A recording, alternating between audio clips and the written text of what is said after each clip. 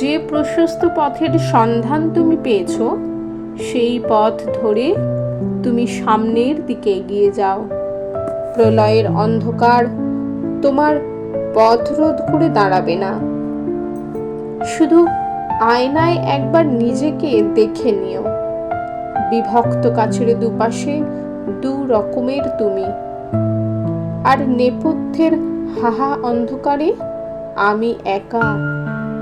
তুমি আর একবার বুঝে নাও, প্রশস্ত পথ ধরে তুমি সামনের দিকে এগিয়ে যেতে পারবে কিনা।